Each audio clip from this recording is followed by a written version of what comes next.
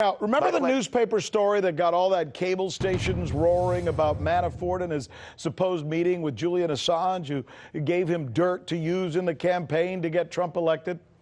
It's looking more and more like they may have gotten that story wrong. And usually when a news organization does something wrong, they either drop the story entirely or they run a correction, right? Well, the British newspaper, The Guardian, seems to be doing something a little bit more sneaky, something they maybe thought nobody would notice. Well, we did notice.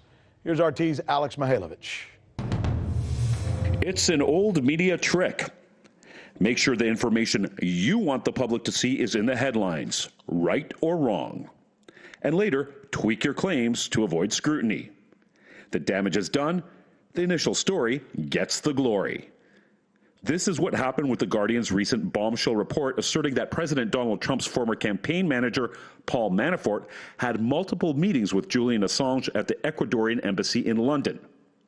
According to the British paper, Manafort met with the WikiLeaks founder 3 times between 2013 and 2016 at the embassy where Assange has been granted refuge since 2012.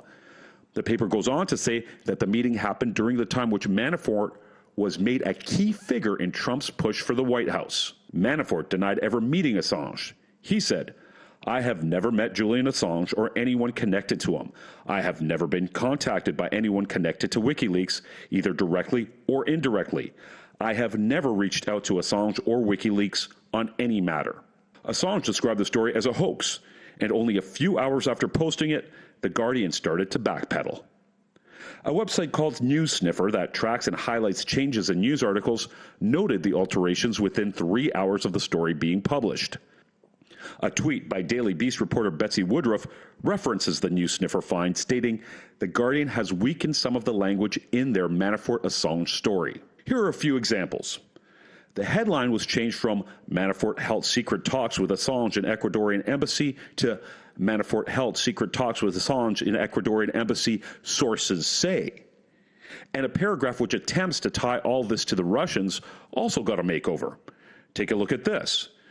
The original reads, "It is unclear why Manafort wanted to see Assange and what was discussed, but the last meeting is likely to come under scrutiny and could interest Robert Mueller, the special prosecutor who is investigating alleged collusion between the Trump campaign and Russia."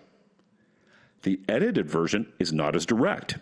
It reads, "It is unclear why Manafort would have wanted to see Assange and what was discussed, but the last apparent meeting is likely to come under scrutiny, etc., etc., etc." Did you see that?